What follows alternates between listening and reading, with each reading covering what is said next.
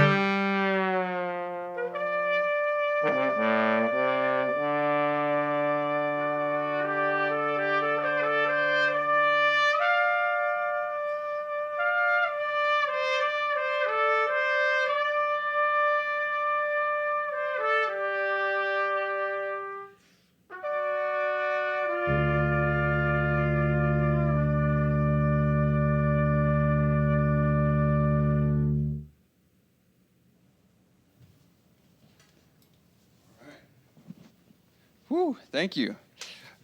Thunderous applause. Shantilal is applauding for us.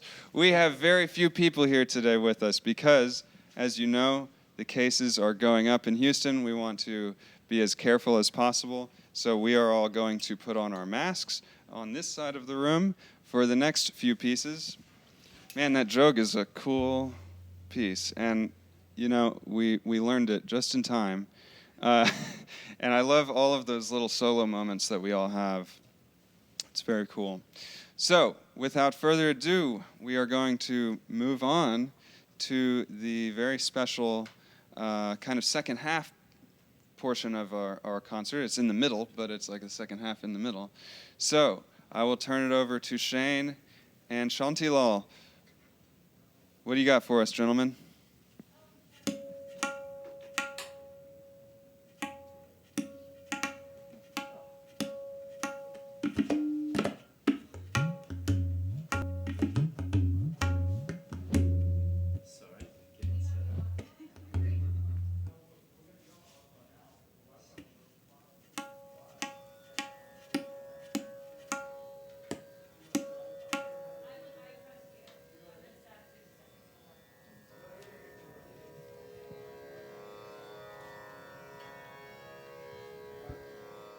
All right, so some Indian classical music from Shane and Shantilal.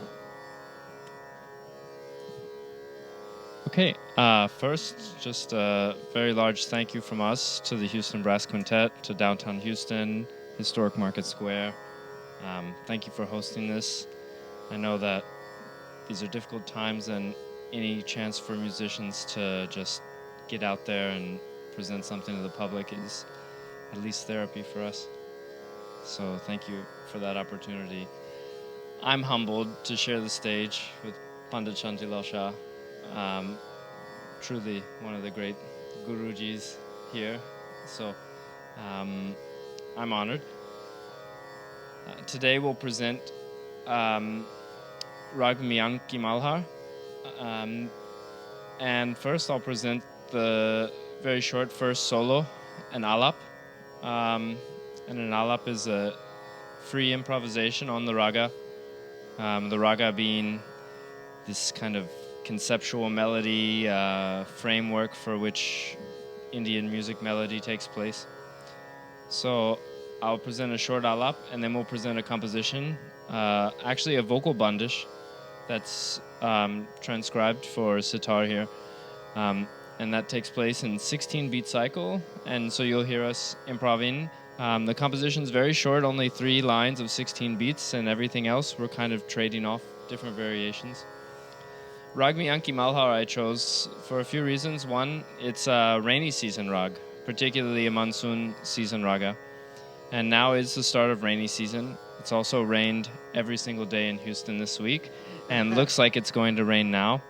The lyrics of this particular composition are roughly translated like there's a gathering of clouds, there's this darkness coming.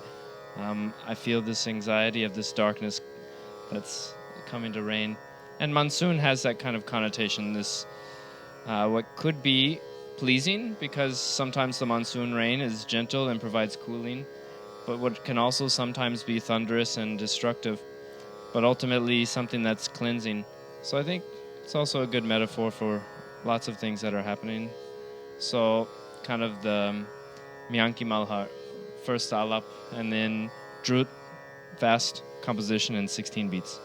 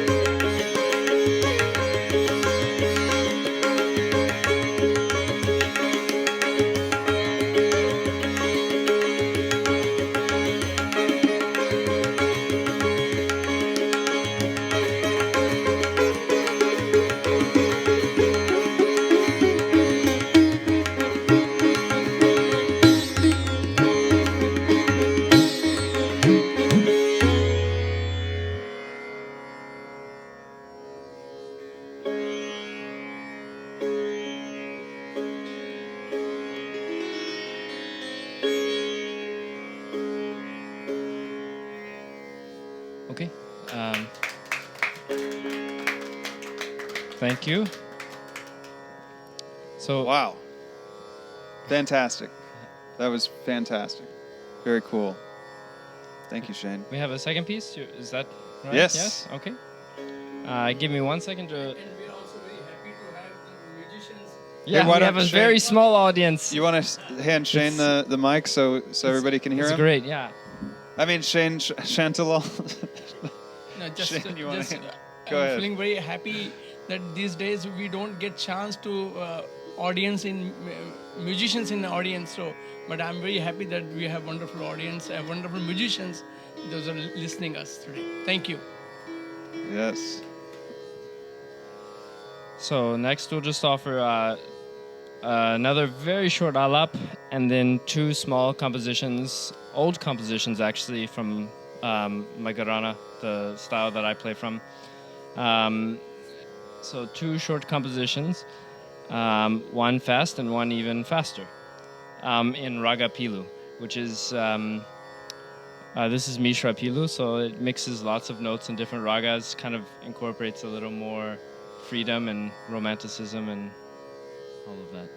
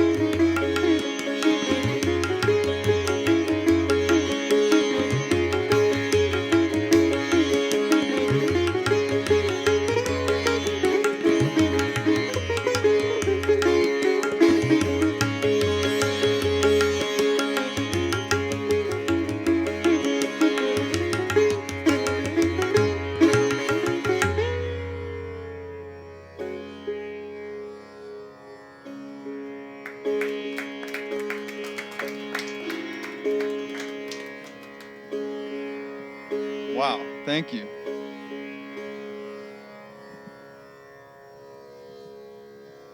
Very cool. So, if I can ask, how old is that music? When does that music come from? The compositions. These particular compositions, so sitar music as a classical instrument is really from the 20th century. Oh, okay. Sitar as a folk instrument existed in the 18th and 19th century, but the type of vocalisms and pulling and all this wasn't really capable until the 20th century because the instrument construction had to withstand and the strings had to be high quality and Right, it's a very complex instrument. This instrument went over a big evolution in the 1940s to 1970s. Lots of important sitar makers did many innovations to the instrument to make it possible. But this composition comes from Inayat Kansab, who is born in the latter half of the 19th century. He probably composed these in the early 20th century. Okay. He died quite young. And these, though, were released as singles, 35s, on record. So these were recorded in the very early days of recording. So these two compositions, the previous composition, the vocal composition, might be a bit older from the first piece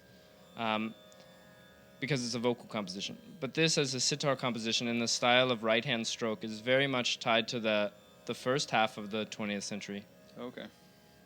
Yeah, I wanted to ask you a few questions, Shane, since you're not playing on the last few pieces with us. But you know, the music, the style of music between Western classical music and Eastern classical music, Indian classical music, is about as different as it gets, right? As musical schools, and so we've had just a blast putting this together and listening to you guys play. It kind of, I feel like it puts me in a place where I don't usually get to come from, meaning that I can listen to it without analyzing it at all, really, except for just going with what it makes me feel, or going with the emotional ride of it. And then, if you want to just tell everybody about the Shruti Box and the is that a Shruti Box? It's just a recorded tanpura, in a more traditional composition. Setting, you would have this drone instrument made of gourd and a hollowed out neck. It looks much like this without all the extra strings. It's just a 4-string drone that plays.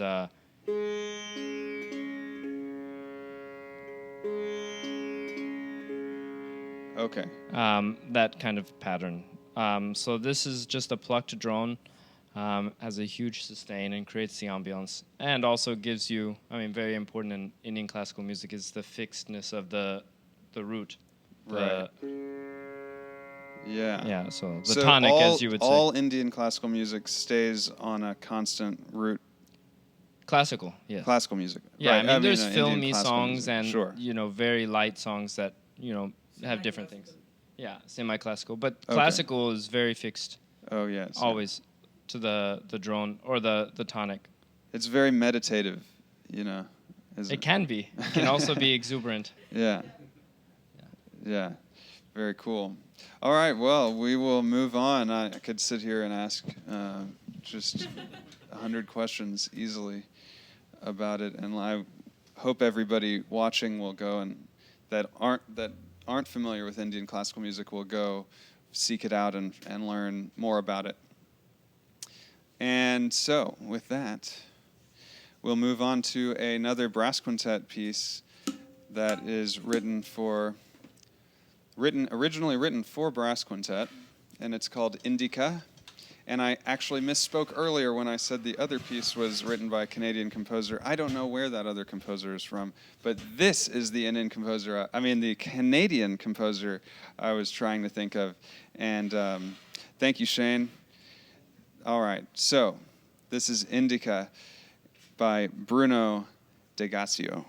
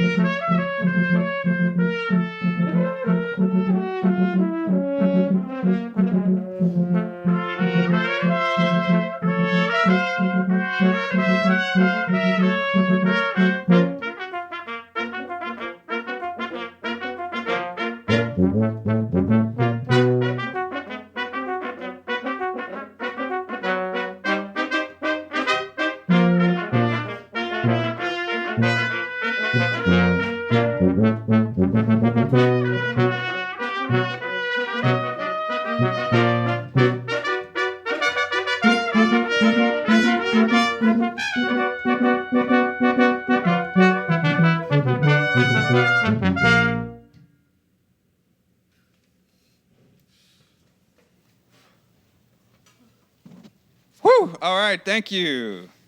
It's always fun for us to be able to finish in silence without any audience clapping. That's always great. Oh, come on. The crew, we should be clapping for you. All right, thanks, guys. So, like I said, we love doing this. We're doing something new for us. This is something we've never done before at the Houston Brass Quintet, and it's just been an absolute pleasure working with Shantilal and working with Shane, and getting to learn from you. And so this next piece was actually an idea of Mary Gold, our horn player. Give it up for Mary Gold. Woo. And so we're putting together two things that come from very different times and very different areas of the world, especially at that time. So we are going to be playing a piece by Giovanni Pierluigi da Palestrina, who, if you are familiar with ancient music, you will definitely be familiar with Palestrina. So this was written for the Catholic Church at the time, and the name is in Latin. I don't claim to know how to pronounce things in Latin, but it's called Peccantem me quotidie, I think. And so what we decided to do was ask Mr. Shah to accompany us on this. And so this is a piece of vocal music that has been arranged by a man named Adrian Wagner. And so we are the Houston Brass Quintet is going to play the vocal music, and we will be accompanied by Shantilal Shah on the tabla. So please enjoy Palestrina.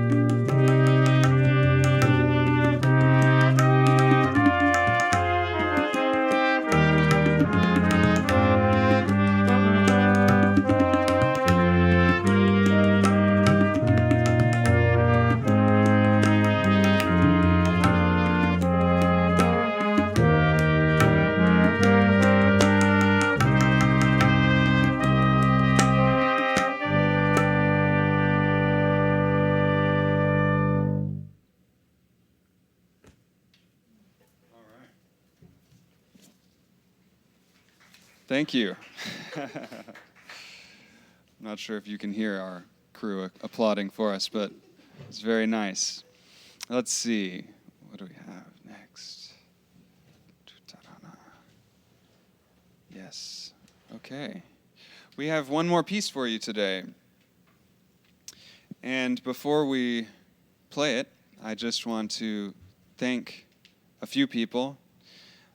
Definitely the people of the downtown district. We have to thank them. They are our partners on this. They are paying for all of this. So we love it, and we really appreciate them, and especially Laurette. Thank you, Laurette, wherever you are. We also want to, she's out there. We also want to thank the Hotel Icon, the beautiful Hotel Icon. This is amazing. We love playing here, and we hope to come back and play when it's filled with people. And I shared a picture of the bar area downstairs earlier on the Houston Brass Quintet Facebook page, and hopefully you get a look at that. If you haven't been here, come check it out when it is open. And then, of course, we have to thank once again Shantilal Shah on the tabla. Thank you, tabla master. Shane Mond on the sitar. Where are you, Shane? Come back, take a bow if you're out there somewhere. And then, of course, my colleagues in the Houston Brass Quintet. We have Mary Gold on the French horn, everybody. We have Ryan Rongone on the trombone. Alan Lindsay on the tuba. Sarah Perkins on the trumpet. My name is Russell Hale. Oh, and of course, Wonky Power. Wonky Power, our sound guys. Thank you. Look, here's one now. The wonkiest. All right. So we're going to finish up here with a very cool piece. This is the third movement of the piece I mentioned earlier, Kyrgyon by Rina Esmail, and this is the third movement called Tutarana. And we thought about what does that name mean, and I asked Shantilal, and he said, I don't know what that word is, but Tarana means what? Tarana? Music line. Music. It's a musical line. Yeah. And then, but I looked in the program notes. Rina explains that the T-U-T-T beginning of the word comes from tutti, the Italian word tutti, which means all together. So we all together play the musical line, and so that's the explanation for Tutarana. Okay. Without further ado, thank you very much for watching. This is Tutarana from Kyrgyon. Thank you very much.